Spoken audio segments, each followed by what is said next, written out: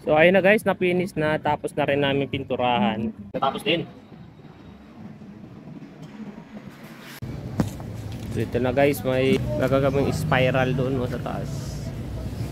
Ito yung area ng paglalagyan ng naka-tiles na. Ito, gawa rin namin yan sliding. Ayan, bali 270 guys yung haba. So i-divide natin to sa 11. Ayan guys, 24.5 ang haba. Taas ng bawat step. Ayan.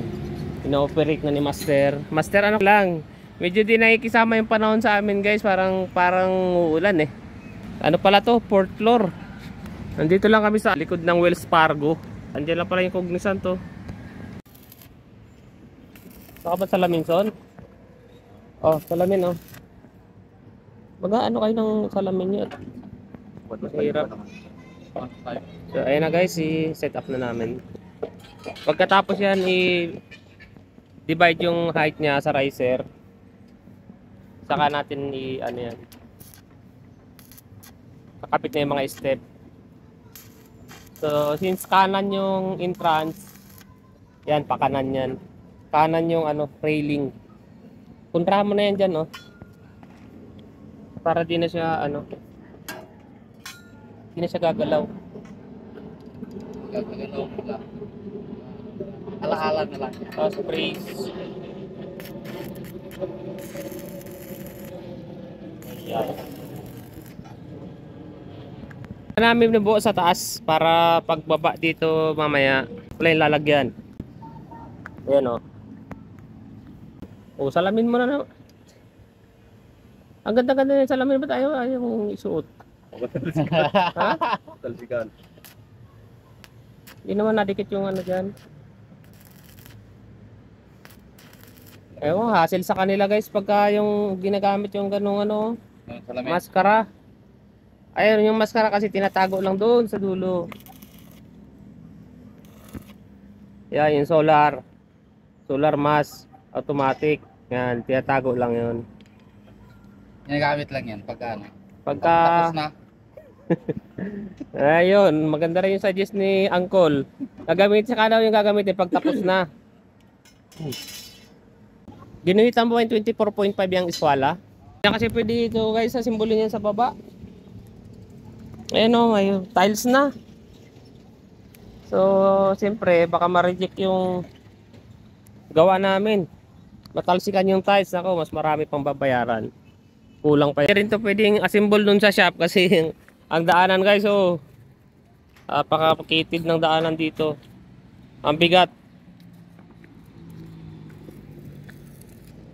Yung mga step na to, ito na yung ginamit namin na ano, 1 in 1/2, 316 by 1 in 1/2 na angular.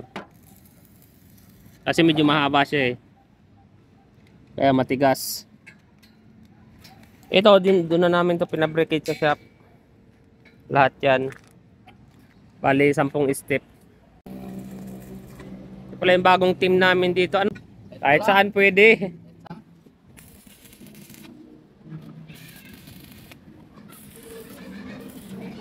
Next.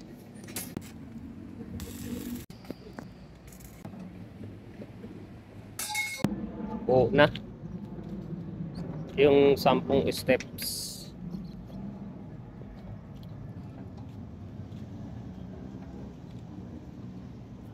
Yung mga temporary brace lang yan.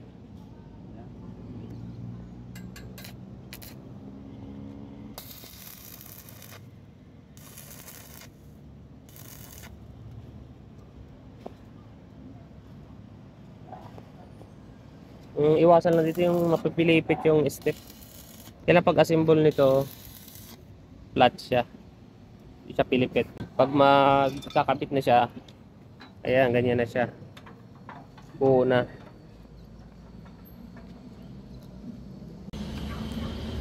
Ready na ni Master yung pag full weld. Iwa-hiwalay mo lang pag full weld ha. Diyan, tapos lipat ka doon sa dulo. Para di masyadong uminit yung tubo. Okay? Okay na tayo.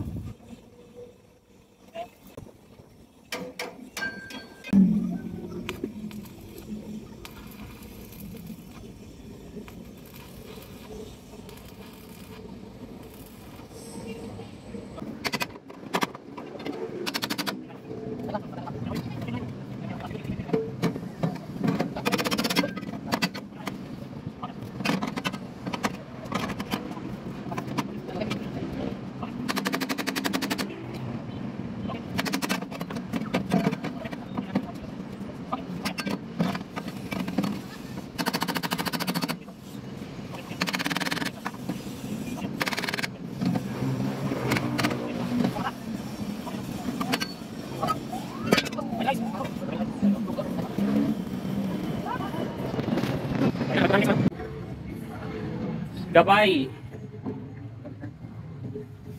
Ito lang, ganito lang gagawin pang ano yan.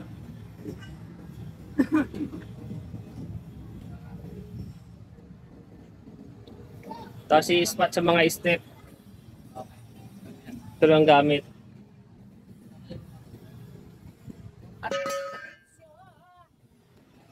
So babaklasin na yan guys kasi kakabit na yung ano. Hindi na unat kasi black iron yan eh. Pero pag black iron, malambot baliin. So walang putol yung kapay niyan guys ha.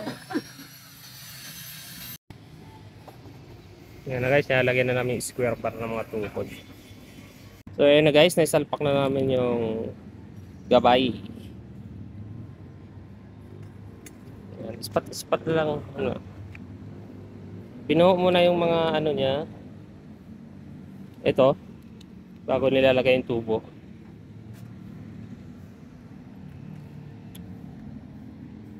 Yan. BI pipes ang ginagamit dito kasi unang-una ano siya, malambot siya ibaliin. Yan, spiral na siya. Tsura niya na spiral. Pero ano lang to guys, semi-spiral lang kasi half moon lang siya, kalahati lang. So, okay na guys, nabuo na namin agad oh.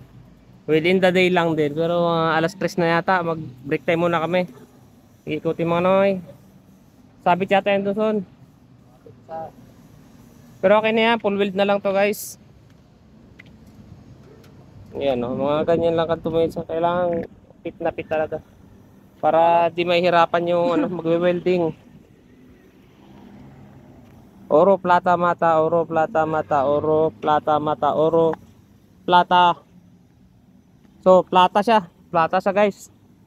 Pasok pa din kasi hindi na pwedeng lagyan ng ano to. Landing naman itong taas nito. So, ayan na guys. Semi-spiral lang. Nakitid ng butas nila eh. 80 by 80 lang. So ayun na guys, na-finish na. Tapos na rin namin pinturahan. So nakapintura na siya ng epoxy primer.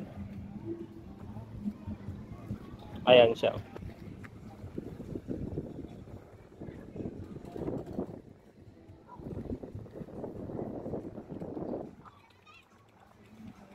Kitid ng ano dito, area.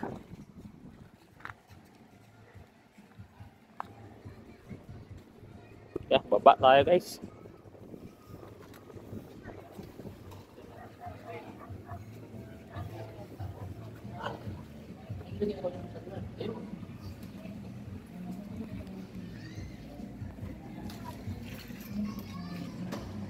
So ayun na guys, oh. Natapos din.